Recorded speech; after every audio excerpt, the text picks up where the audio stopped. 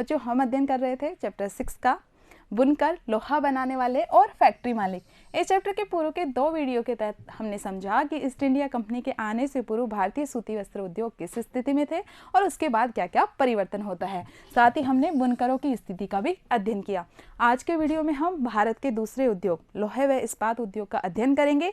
ठीक वैसे ही समझेंगे कि ईस्ट इंडिया कंपनी के आगमन से पहले क्या स्थिति थी और उसके बाद क्या विपरीत प्रभाव पड़ा, और इसी के साथ ही इसमें हम पढ़ने वाले हैं लोहा बनाने वालों के जीवन पर क्या प्रभाव पड़ा, और साथ ही अध्ययन करेंगे फैक्ट्री मालिक का। तो चलिए शुरू करते हैं हमारे आज के वीडियो को, जिसका शीर्षक है टीपू सुल्तान की तलवार और उर्ज स्टील। यानी टीपू सुल्तान की तलवार के माध्यम से भारतीय स्टील के महत्व को समझेंगे और फिर देखेंगे कि हमारा ये स्टील जो कि गुणवत्ता में इतना अच्छा था, किस तरह से इस उद्योग धंधे का पतन हुआ। तो चलिए शुरू करते हैं। भारतीय इस्पात व लोहे उद्योग प्रारंभ से ही काफ़ी डेवलप, काफ़ी विकसित अवस्था में रहा। इसमें उदाहरण के माध्यम से हम समझ सकते हैं मैसूर के शासक टीपू सुल्तान, जिनके बारे में हमने पढ़ा था हमारे चैप्टर 2 में। पढ़ा था ना हमने कि आंग्ल मैसूर युद्ध होते हैं, 4 आंग्ल मैसूर युद्ध हुए और जिसमें टीपू सुल्तान की 1799 में मृत्यु हो जाती है। हमने पढ़ा था 1767 से लेकर 1799 तक ये युद्ध चले थे। तो टीपू सुल्तान ने 1799 तक मैसूर पर शासन किया और उन्होंने अंग्रेजों से 4 लड़ाइयाँ लड़ी। टीपू की तलवार इतनी ज़्यादा प्रसिद्ध थी कि वो आज भी वहाँ के इंग्लैंड के संग्रहालय में रखी हुई है। क्यों थी प्रसिद्ध? क्योंकि टीपू की जो तलवार थी वो वुड्स स्टील से बनी हुई थी। आगे हम समझेंगे कि ये वुड्स स्टील क्या होता था। वुड्स स्टील से बनी हुई होती थी। इस तलवार की धार इतनी ज़्यादा सख्त, इतनी ज़्यादा पैनी होती थी कि जो दुश्मन ने लोहे कवच जो पहना होता था, जो खुद की रक्षा के लिए कवच पहना होता था, ये उसको भी चीर डालती थी। इतनी पैनी, इतनी लहरदार ये तलवार होती थी। क्यों होती थी? क्यों? ऐसा क्या गुण थे इस तलवार में? तो इस तलवार में ये जो वुड्स स्टील था, इसमें कार्बन की बहुत अधिक मात्रा होती थी, इसलिए इससे बनी हुई तलवारों में ये खास बात होती थी, ये पैनी लहरदार होती थी। यहाँ पे देखिए टीपू सुल्तान को बताया गया है। आगे हम देखते हैं कि टीपू तलवार लिए लड़ते लड़ते मारे गए थे और इनकी तलवारें आज भी इंग्लैंड के संग्रहालय में रखी हुई है। और आपके मन में भी उत्सुकता हो रही होगी कि आखिर हम भी देखें कि टीपू सुल्तान के पास कौन सी तलवार थी। तो ये देखिए एक नमूना बताया गया है टीपू की तलवार का। इनकी मूठ पर, जो टीपू की तलवार की मूठ थी, उस पर कुरान की आयतें लिखी गई हैं, जिसमें युद्ध में जीत के फतेह के संदेश दिए गए हैं। अब हम देखते हैं कि टीपू सुल्तान की मृत्यु हो जाती है। टीपू सुल्तान की मृत्यु के बाद आते हैं यहाँ पे फ्रांसिस बुकानन। तो ये 1800 में मैसूर की यात्रा करते हैं और यात्रा के दौरान ये देखते हैं, मैसूर राज्य की जब इन्होंने यात्रा की तो उन्होंने देखा कि घर घर में भट्टियाँ हैं और उर्ज स्टील बनाया जाता है। तो उन्होंने वर्णन किया है उर्ज स्टील के निर्माण की प्रक्रिया का, और इन्होंने बताया है कि मैसूर में सैकड़ों परगलन भट्टियाँ हैं। परगलन, सबसे पहले हम परगलन को देख लेते हैं कि परगलन आखिरकार किसे कहा जाता है। तो धातु की बनी हुई चीज़ों को पिघलाने की एक प्रक्रिया होती है प्रगलन। तो धातु की बनी हुई चीज़ों को पिघला करके कोई नई चीज़ बनाने की जो प्रक्रिया होती है, उससे ही हम प्रगलन कहते हैं। यानी धातु की बनी चीज़ों को पिघलाने की एक प्रक्रिया, जिससे कि कोई नई चीज़ बनाई जा सके। तो फ्रांसिस बुकानन बताते हैं, जो कि यात्रा की उन्होंने अपने संस्मरण में वो लिखते हैं कि मैसूर की सैकड़ों प्रगलन भट्टियों में लोहे को काठ कोयले के साथ मिला करके मिट्टी की छोटी छोटी हांडियों में रख दिया जाता था। अब जो ये परगलन भट्टियाँ होती थी, ये मिट्टी से और जो ईंट से बनी होती थी, छोटी छोटी भट्टियाँ, परंपरागत जो स्वरूप है। अब इन भट्टियों के अंदर लोहे को काठ कोयले के साथ मिला करके मिट्टी की छोटी छोटी हांडियों में रख दिया जाता था, और ये रही जी भट्टी। और इसी के साथ ही तापमान को नियंत्रित करके, विशेष तापमान की अवस्थाएं होती थी, तापमान के जटिल उतार चढ़ाव को नियंत्रित करते हुए इस्पात की सिल्लियां बनाई जाती थी। और बाद में ये जो इस्पात की सिल्लियां होती थी, इनसे न केवल भारत में बल्कि इनकी इतनी ज़्यादा डिमांड रहती थी, इतनी ज़्यादा फाइन क्वालिटी थी, इतना ज़्यादा गुण था इस इस्पात में कि इसका भारत के साथ साथ पश्चिमी और मध्य एशिया में भी तलवार बनाने के लिए इस्तेमाल किया जाता था। तो आई वुड्स स्टील की कहानी समझ में कि किस तरह से भट्टियों के अंदर लोहे व काठ कोयले को मिला करके, लोहे को काठ कोयले के साथ मिलाकर मिट्टी की छोटी छोटी हांडियों में रखा जाता था, और तापमान की उचित दशाएं उन्हें पता होती थी कितना क्या तापमान होना चाहिए, और फिर इसको इस्पात की सिल्लियों को तैयार किया जाता था और इन्हीं से बाद में तलवारें वगैरह बनाई जाती थी। ये देखिए यहाँ कुछ नमूना मैंने आपको दिखाने की कोशिश की है कि किस तरह से भट्टियों में ये इस्पात की जो सिल्लियाँ हैं इनका निर्माण किया जा रहा है। और जब इनकी निर्माण की विधि को हम देखते हैं तो इसमें महिलाएं अक्सर फूंकनी मतलब जो फूंक देने का कार्य करती थी, और जो परगलन का कार्य था वो अधिकतर पुरुषों के द्वारा किया जाता था। आगे हम देखते हैं कि जब ऊर्ज शब्द की हम बात करते हैं तो असल में इसको हम देख सकते हैं कन्नड़ में इसको उक्कू, तेलुगु में हुक्कू, तमिल और मलयालम में इसको उरुक्कू, यानी ये जो स्टील है ना, इनका ही जो स्टील के ही अलग अलग ये शब्द है, तो स्टील का ही बिगड़ा हुआ अंग्रेजी रूप है ये ऊर्ज।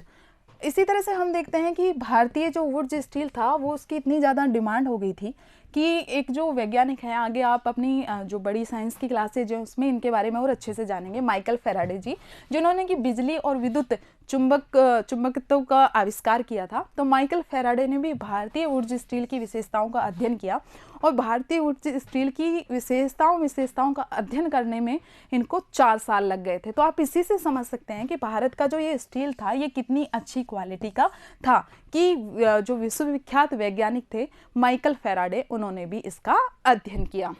आगे हम देखते हैं कि जो दक्षिण भारत में ये जो ऊर्ज स्टील निर्माण की प्रक्रिया थी, आप देखेंगे वहाँ घर घर में, मध्य भारत में जो मैसूर मद्रास का क्षेत्र है, तो यहाँ पर लोग घर घर में इस तरह का निर्माण करते थे, और फिर अपने जो दैनिक उपयोग में आने वाली वस्तुएं थी इनका भी निर्माण किया करते थे। लेकिन ये दक्षिण भारत में प्रचलित ऊर्ज स्टील निर्माण की प्रक्रिया, जैसे कि सूती वस्त्र उद्योग का धीरे धीरे पतन होने लग गया था, तो ये भी 19वीं सदी के मध्य तक आते आते पूरी तरह से लुप्त होने लग गया, क्योंकि भारत पर अंग्रेजों का नियंत्रण हो गया था, और भारतीय कारीगरों द्वारा बनाया गया जो लोहे व इस्पात का सामान था उसकी जगह ले ली थी इंग्लैंड से आए लोहे व इस्पात ने। उसकी स्टोरी हम पहले ही समझ चुके हैं कि भारत अब किसका उपनिवेश बन गया, भारत अब इंग्लैंड का उपनिवेश बन गया। तो पूरी तरह से राज कौन कर रही है, अंग्रेज सरकार राज कर रही है। तो अंग्रेज सरकार ने एकमात्र नीति ये अपनाई कि भारत के माल को तो बिकने नहीं देते थे अपने देश में, शुल्क लगा देते थे भारी मात्रा में, लेकिन अपने देश से जो तैयार माल था, जो कि भारत से कच्चा माल ले जाकर ही तैयार होता था, उसको भारत के मार्केट में खपाते थे। और उसका दुष्परिणाम ये निकला, जैसे कि सूती वस्त्र उद्योग में हमने समझा, वैसे ही हमारा लोहे व इस्पात उद्योग भी लगातार गिरने लग गया, गाँवों की भट्टियाँ उजड़ने लग गई। अब क्वेश्चन बनता है अच्छा खासा और इंटरेस्टिंग का है कि क्या क्या ऐसे कारण थे जिसका कि भारतीय ये जो लोहा इस्पात उद्योग था, ये जो वुड स्टील का निर्माण कर रहे हैं लोग परंपरागत रूप से घरों घरों में, इतनी फाइन क्वालिटी का जो ये निर्माण किया जा रहा है, तो क्या ऐसे रीजन्स थे जो इन पे विपरीत प्रभाव पड़ा। तो उसमें देखते हैं औपनिवेशिक सरकार ने वन कानून बनाए थे। वन कानूनों को हम पढ़ चुके हैं आदिवासी समुदाय वाले चैप्टर में भी, कि जो वन कानून बना करके जंगलों को आरक्षित वन घोषित कर दिया था। उन जंगलों में आम आदमी, आम जो समुदाय के लोग थे, उनको आने जाने की परमिशन नहीं थी। वो जंगल सिर्फ अंग्रेजों की जो इंग्लैंड की आवश्यकताओं को पूरा करने के लिए लगाए थे। उनको अपनी रेल की पटरियाँ वगैरह बनाने में जो लकड़ियाँ चाहिए होती थी, या शाही नौसेना के लिए जो लकड़ियाँ चाहिए होती थी, तो उनकी आपूर्ति उन आरक्षित वनों के माध्यम से होती थी। तो चूंकि अब उन्होंने आरक्षित वनों में लोगों के प्रवेश पर पाबंदी लगा दी, अब कोयला कहाँ से प्राप्त करें, अगर चोरी छुपे बढ़ भी जाए तो ऐसे कब तक काम चलेगा। तो सबसे पहले जो ये नया वन कानून आया तो इसका बहुत विपरीत प्रभाव पड़ा। अब कारीगरों को कोयला वगैरह ये मिल नहीं पाता था, तो इन लोगों ने ये अपना पेशा ही छोड़ दिया। इसी तरह से हम देखते हैं कि जिन जंगलों में भाई कई लोगों ने कहा कि आप हमें परमिशन दो, ऐसे तो हम नष्ट ही हो जाएंगे, हमारा उद्योग धंधा पूरा खत्म ही हो जाएगा, हमारे परंपरागत व्यवसाय है। तो जिन जंगलों में परमिशन दी गई कि हाँ चलो आ जा सकते हो, लेकिन उनमें उन्होंने भारी कर लगा दिया कि यहाँ पे जो ये प्रगालक होते थे, जो कि प्रगलन का ये जो कार्य करते थे, लोहे वाला कार्य करते थे, तो वहाँ प्रगालकों को अपनी प्रत्येक भट्टी के लिए बहुत भारी मात्रा में कर चुकाना पड़ता था। तो इतनी तो उनकी आय ही नहीं होती थी जितना ज़्यादा कर लगा दिया जाता था। तो इसके कारण से पतन होने लग गया था। इसी के साथ ही हम देखते हैं कि उस समय ब्रिटेन से भी माल आने लग गया था, तैयार माल लोहे व इस्पात का, तो वो थोड़ा सस्ता होता था। इसलिए भारत के जो लोहार थे वो अपने देश में बने हुए लोहे इस्पात का प्रयोग करने की बजाय घरेलू बर्तन में औजार बनाने के लिए ब्रिटेन से आए हुए लोहे का ही इस्तेमाल करने लग गए थे। इसी के साथ ही हम देखते हैं कि बार बार यहाँ पर जो अकाल और सूखा वगैरह पड़ रहा था, इसका भी विपरीत प्रभाव पड़ा। और एक अगरिया समुदाय के एग्जाम्पल के माध्यम से समझाया गया है कि मध्य भारत में बहुत सारे अगरिया समुदाय के लोग थे जो कि ये प्रगालक वाला कार्य करते थे। तो सूखे की वजह से इन्होंने अपना ये परंपरागत व्यवसाय छोड़ दिया कई लोगों ने, और रोजी रोटी की तलाश में दूसरे गाँव में चले गए। तो ये कारण देखे हमने, आरक्षित वन है, भारी मात्रा में कर लगाना है, इसके अलावा ब्रिटेन से जो लोहे व इस्पात आयात हो रहा है उसका भी दुष्परिणाम है। तो इसके कारण भारतीय जो ये स्टील का उद्योग धंधा था इस पर विपरीत प्रभाव पड़ा। आगे हम देखते हैं कि भारतीय कुछ व्यवसायी थे, उन्होंने कोशिश की कि भारत में भी कुछ उद्योग धंधा लगाया जाए, कुछ फैक्ट्री लगाया जाए। तो उसमें महत्वपूर्ण नाम आता है जमशेदजी टाटा का। जमशेदजी टाटा ने ये डिसाइड किया कि उनकी जितनी भी प्रॉपर्टी है, संपत्ति है, उसका एक अच्छा खासा भाग वो लगाएंगे कोई भी इस्पात संयंत्र स्थापित करने में, जिससे कि देश के आधारभूत संरचना का विकास हो सके। तो इसके लिए उनके बेटे दोराबजी टाटा ने, एक अमेरिकी भूवैज्ञानिक थे चार्ल्स वेल्ट, जो कि ये पता लगा सकते थे कि अयस्क की क्वालिटी वगैरह का, तो उनको साथ लिया चार्ल्स वेल्ट को, और 1904 में छत्तीसगढ़ के जंगल में वो भटकने लगे, मतलब खोज की तलाश में निकल पड़े, लोहा अयस्क की भंडार की तलाश में, है ना, जो कच्चा लोहा होता है, लोहा अयस्क होता है, उसके भंडारों की तलाश में वो छत्तीसगढ़ के जंगल में निकल पड़े। काफ़ी घूमते रहे, ढूंढते रहे, लेकिन उन्हें कोई भी भंडार प्राप्त नहीं हुए। आखिर थक हार कर बैठ गए। तभी उन्हें एक जो जनजाति थी अगरिया समुदाय की, तो वो लोग जाते हुए नजर आए। उनके सर पे जो एक परात हम कह सकते हैं, और परात थी और उसमें लोहा अयस्क था। तो उन्होंने उनको रोका, अगरिया समुदाय के लोगों से पूछताछ की। तो अगरिया समुदाय के लोगों ने इशारा किया कि हम तो उस पहाड़ी से लेकर आ रहे हैं। वो अगरिया समुदाय के लोगों की मदद से उस पहाड़ी पर पहुंचे। उस पहाड़ी का नाम था रजारा की पहाड़ी, और रजारा की पहाड़ी पर जाकर देखे तो पता चला, अरे ये तो वही भंडार है जिसकी हम तलाश कर रहे थे। विश्व की जो उम्दा किस्म है, तो उम्दा किस्म के भंडार थे, लोहे इसके भंडार वहाँ पर थे। लेकिन यहाँ पर एक समस्या आ गई। अभी तो आपको समझ रहा होगा कि आपको ऐसे लग रहा होगा कि वहीं पर प्लांट स्थापित कर दिया होगा, लेकिन वहाँ पर प्लांट स्थापित नहीं हो पाया, क्योंकि यह सूखा इलाका था और यहाँ कारखाने चलाने के लिए पर्याप्त मात्रा में जल नहीं था। तो ये आइडिया भी ड्रॉप कर दिया गया। उसके बाद दोबारा से अगरिया समुदाय के लोगों की मदद लेकर के लोहा अयस्क का एक और स्रोत खोजा गया, एक और भंडार का पता लगाया गया। लेकिन यहाँ भी कुछ कारणों से बात नहीं बनी। लेकिन ये जो अगरिया समुदाय लोगों की मेहनत थी, ये व्यर्थ नहीं गई, क्योंकि अब की बार जो स्रोत खोजा गया था ना, आगे चल करके भिलाई स्टील संयंत्र को यहीं से ही अयस्क की आपूर्ति की गई थी। ठीक है, तो ये इस तरह से काम में आ गया।